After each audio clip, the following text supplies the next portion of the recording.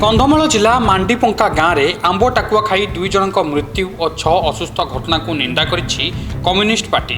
यह घटना उपरे 6टी दाबी नहीं कम्युनिस्ट पार्टी दक्षिणांचल राजस्व कमिशनर कार्यालय को घेराव करिछि। एक दाबीपत्र आरडीसी को प्रदान करिछि सीपीआई। सरकार खाद्य सुरक्षा आईन अनुजाई नियमित भाव ग्रामवासी को चाउल जोगाण नहेबा जोगु बाध्य होई ग्रामवासी माने आंब टाकुआ खाउछंती। गत 3 मास है ग्रामवासी को चाउल जोगाई नाहांती सरकार, जहाँफल भोकरे आउट पाउट होई आंब टाकुआ ग्रामवासी खाउथिबा अभियोग करिछि सीपीआई। एहासह 6टी दाबी रखिछि सीपीआई।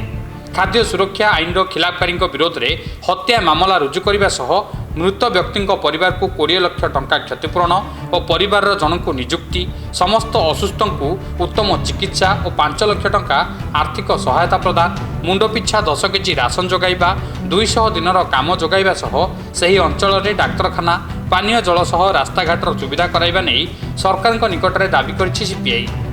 दाबी पूरण नहले आगामी दिन में सीपीआई राजरास्ता को ओह्लाइब बोली चेतावनी दैछि।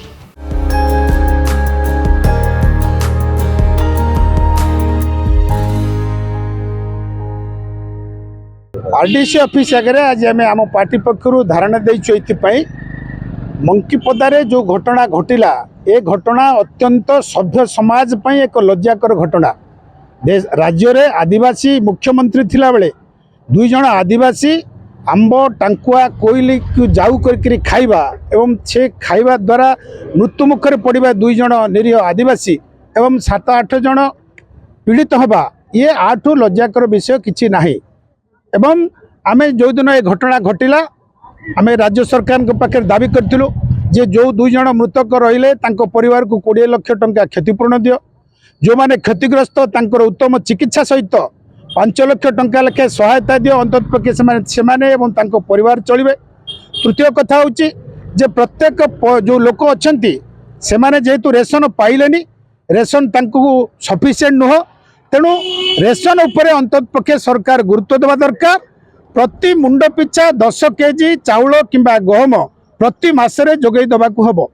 से भली से अंचल रे चिकित्सार व्यवस्था नहीं, से अंचल रे शुद्ध पीवा पानीर व्यवस्था नहीं, से अंचल रे शिक्षा पिलांको पई व्यवस्था नहीं।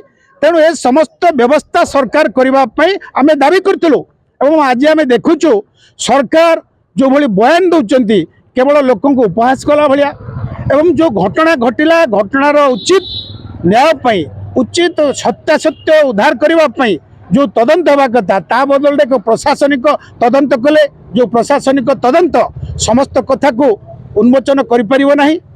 एवं शेष में आम दावी करचु जे सरकार अंततपक्षे जो पदक्षेप नवा कथा आम देखिलु 15 दिन बीतीगला किंतु से भली कौन दृढ़ पदक्षेप आंतरिकतार पदक्षेप ग्रहण कले नाही।